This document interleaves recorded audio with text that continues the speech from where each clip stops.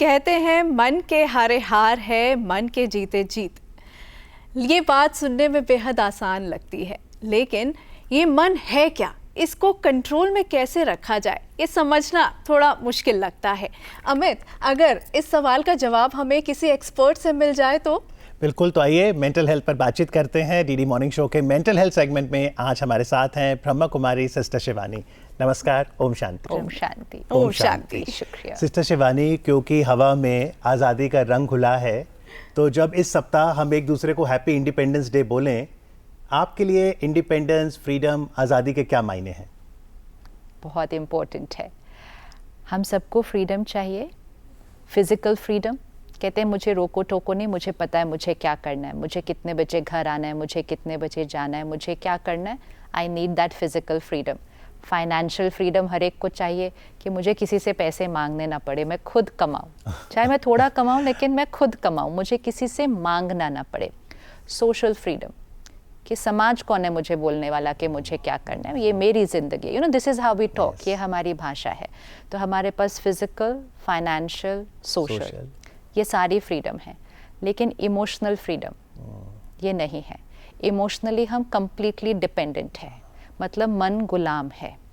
Emotional dependence मतलब आपने बात ही ऐसी की कि मुझे बुरा तो लगना ही था, अब जब तक आप सॉरी नहीं बोलोगे तो मेरा मन कैसे ठीक होगा। तो मेरा मन किस पे डिपेंडेंट हो गया? आप पर। उसने काम जो मैंने उसको कहा था नहीं किया, तो गुस्सा तो मुझे आना था। इतनी बार बोलने के बाद, समझाने के बाद फिर भी नहीं किया, तो कैसे मेरा वॉल्यूम ना बढ़ता, कैसे मुझे गुस्सा ना आता। तो मेरा गुस्सा किस पर निर्भर हो गया? उस पर हो गया। जब तक ये मेरा काम पूरा नहीं होगा तब तक मुझे खुशी नहीं मिलेगी।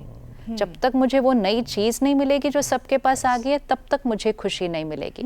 मतलब मेरी हर इमोशन, मेरा हर संकल्प, मेरी हर भावना जो यहाँ क्रिएट होती है, हम ये समझते हैं कि ये परिस्थिति और लोगों पर निर्भर है, तो ये है टोटल इमोशनल डिपेंडेंस। मतलब हम मन से गुलाम हैं। कहते अपने आप को आत्मनिर्भर हैं, लेकिन है परिस्थिति और व्यक्ति निर्भर कंप्लीटली, और इवन वस्तु निर्भर, वस्तु पर भी निर्भर है। आज फ़ोन पर एक स्क्रैच आ जाए, यहाँ पर चोट लगनी शुरू हो जाएगी। मतलब हम निर्भर हैं। इमोशनल फ्रीडम इज स्वराज्य। स्व पर राज्य करना मतलब मन पर, संस्कारों पर राज्य, कर्म इंद्रियों पर राज्य। आज कर्म इंद्रियों के भी गुलाम है। जो चीज़ देखना नहीं चाहिए वो देख रहे हैं, जो सुनना नहीं चाहिए सुन रहे हैं। बैठे हैं आधा घंटा किसी की निंदा सुन रहे हैं, निंदा कर रहे हैं, गॉसिप कर रहे हैं, कहते बस टाइम पास ही कर रहे थे। पता है ये खाना नहीं चाहिए, फिर भी कहते खाए बिना रहा नहीं जाता। फ़ोन से एडिक्शन तो वैसे ही हो गई है। तो कर्म इंद्रियों के भी गुलाम। तो जब मन के गुलाम होते हैं तो कर्म इंद्रियों के भी गुलाम हो जाते हैं। तो बहुत इम्पोर्टेंट है कि इस हफ्ते हैप्पी इंडिपेंडेंस डे तो हम सब एक दूसरे को विश करते हैं, लेकिन कई ऐसी विशेष आत्माओं ने संघर्ष करके, त्याग करके, उनके परिवारों ने अपने बच्चों का त्याग करके हमें आज़ादी दिलाई है। पर अभी हमें भी थोड़ा सा अपना अहंकार का त्याग करके खुद को अगर आज़ादी दिलाएंगे, आत्मनिर्भर बनेंगे, स्वराज्य लाएंगे, तो भारत को स्वर्णिम भारत बनाएंगे। ये जो मन के हम गुलाम बने हुए हैं, तो ये मन की गुलामी से कैसे आज़ाद हों? क्या वो तरीका है कि हमें वो मन की आज़ादी मिले? सबसे पहले तो ये पता ही होना चाहिए कि मन निर्भर नहीं है। क्या होता है, बचपन से हमारी कंडीशनिंग हो जाती है। एक छोटे बच्चे को भी हम सिखाते हैं, ये खिलौना मिल गया ना, अभी खुश रहो। मतलब क्या प्रोग्रामिंग हो गई? खिलौना मिलने से आप खुश रहेंगे। बच्चा एक मार्केट जाता है, वो कहता है मुझे ये चाहिए, मम्मी पापा नहीं लेके देते, वो फिर मांगता है मुझे ये चाहिए, वो फिर नहीं देते, वो ज़ोर से चिल्लाता है, वो फटाफट दे देते हैं।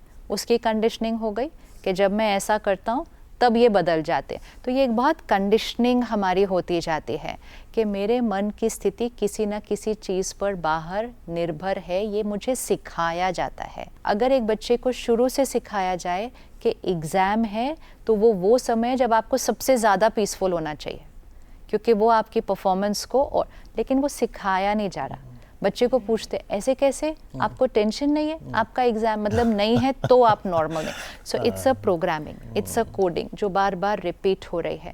फिर सिर्फ बच्चे का चेहरा टेंस्ड नहीं है, मम्मी पापा का भी चेहरा टेंस्ड है। तो पहले एग्ज़ाम के टाइम टेंस्ड है, फिर रिजल्ट आया, अब जितने नंबर आए वैसा चेहरा बनेगा। तो मतलब मेरा खुशी किस पर निर्भर है? तो ये कंडीशनिंग हो गई। मन की स्थिति उस पर निर्भर नहीं है, ये हमें स्कूल से सीखना पड़ेगा, एक दूसरे को सिखाना पड़ेगा।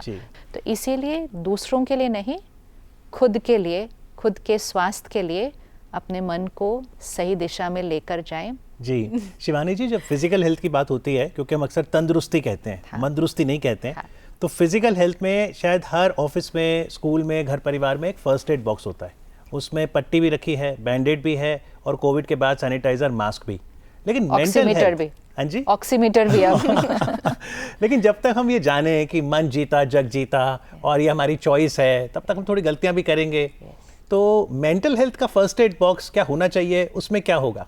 मेंटल हेल्थ मतलब depression, anxiety attack, panic attack, फिर और ज़्यादा जो उससे, वो एक हेल्थ इशू है।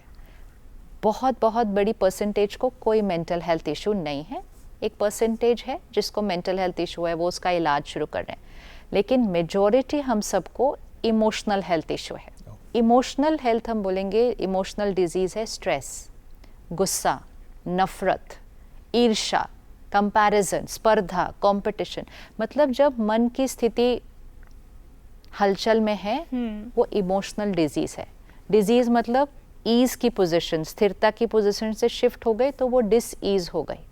तो हम अगर अपनी इमोशनल हेल्थ पे वर्क करें तो हमारे मेंटल हेल्थ पर जाने के चांसेस घट जाते हैं, हम जाएंगे नहीं उधर तक। तो इमोशनल फर्स्ट एड की ज़रूर चाहिए कि थोड़ा भी मन परेशान हो, मेरे पास कुछ होना चाहिए मेरे बैग में कि मैं 5 मिनट अपने आप के साथ निकाल कर उसको ठीक कर लूँ। तो फॉर एग्जाम्पल कोई मेडिटेशन कमेंट्री, आजकल बहुत सारे ऐप्स हैं जिसमें 2-2 मिनट की, 3-3 मिनट की मेडिटेशन कमेंट्री है। आप परेशान हैं, आप सडनली अपना ईयरफोन लगाइए, उसको प्ले कीजिए और वो आपको शब्द देगा कि मैं शांत हूँ, मैं स्थिर हूँ, मैं क्षमा करती हूँ।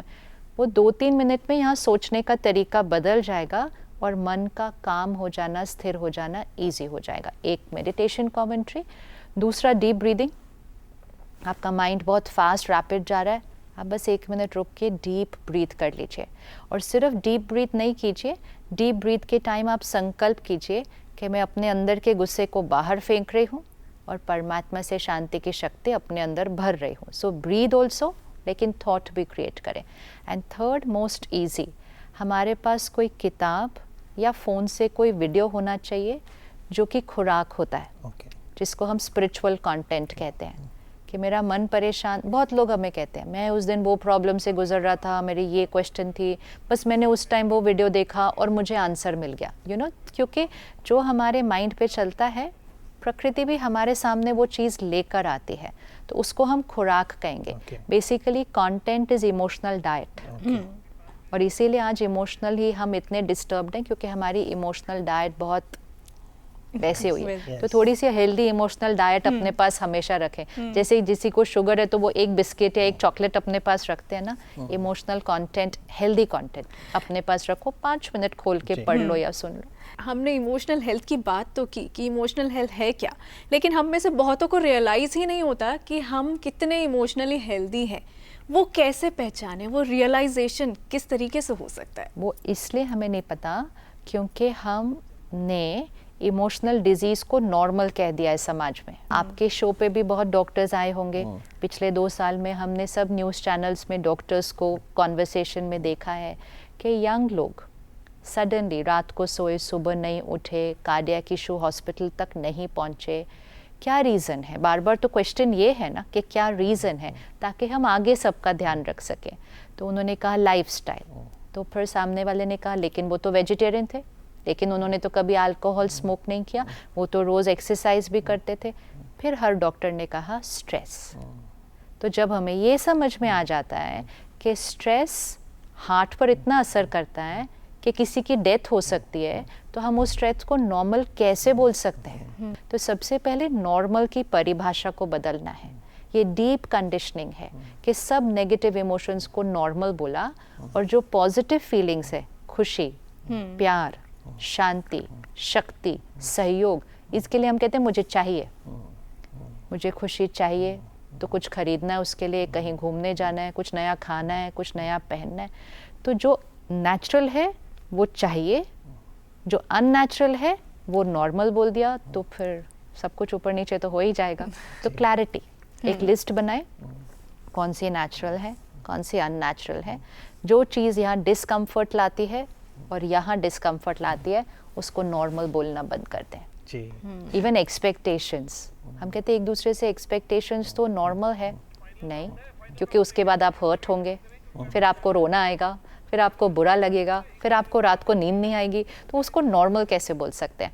एक्सेप्ट पीपल, वो जैसे हैं उनको स्वीकार करें, उनको राय दें, जी। लेकिन वो ऐसा होना चाहिए, इस तरह से इफ़ आई लिव तो मेरे लिए दर्द में रहना नॉर्मल हो जाए। जी। जब भी डीडी मॉर्निंग शो में हम मेंटल हेल्थ सेगमेंट करते हैं, हम हमेशा कहते हैं रोज़ाना हंसो, रोगों से बचो। आप कैसे देखते हैं हंसने के फ़ायदे? बहुत लोग बाहर से हंस लेते हैं, लेकिन नॉट नेसेसरी वो मन से खुश हैं।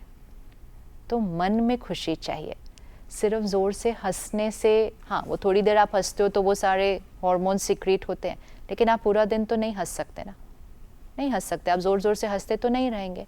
तो हंसो मतलब मन से हंसो। इवन अगर परिस्थिति ठीक नहीं है तब भी मन से स्थिरता, वो खुशी है, वो इम्पोर्टेंट है कि हर सिचुएशन में यहाँ राइट सोचें, क्योंकि यहाँ की हर थॉट एक वाइब्रेशन है, वो शरीर के हर सेल पर जा रही है। अपने सो क्रिटिसिज्म, निंदा, पर चिंतन, पर दर्शन, ये सब मेरे शरीर पर रोग ला रहा है, क्योंकि एवरी वाइब्रेशन। तो जब यहाँ खुश हैं तो यहाँ अच्छी एनर्जी जाएगी। आखिरी सवाल, रोज़ाना चलें, रोगों से बचें, चलने के फ़ायदे बहुत? चलने के बहुत सारे फ़ायदे हैं, लेकिन अगेन बहुत लोग चलते हुए भी गॉसिप करते हैं और चलते हुए भी कान में कुछ लगाकर कुछ ऐसा सुनते हैं जो उनके मन को अशांत करने वाला है। तो चले तो पॉजिटिविटी के साथ चलें और रोज़ाना थोड़ी देर मेडिटेशन ज़रूर करें, एकदम शांत होकर मेडिटेशन करें, इसको पॉजिटिव बनाएं। फिर दोनों चीज़ें करेंगे ना, फिर रोग मुक्त होंगे। जी, उम्मीद है आज आपकी बात सुनकर एक बार फिर से वो जो खुराक आपने कही थी वो हमें मिली होगी, ताकि हम भी पॉजिटिव रहें। और इस बार जब हैप्पी इंडिपेंडेंस डे बोलें तो फिजिकल, सोशल, फाइनेंशियल के साथ साथ इमोशनल इंडिपेंडेंस पे हम बात दें। बहुत बहुत शुक्रिया आपका sister Shivani, thank you very much. ओम शांति। ओम शांति।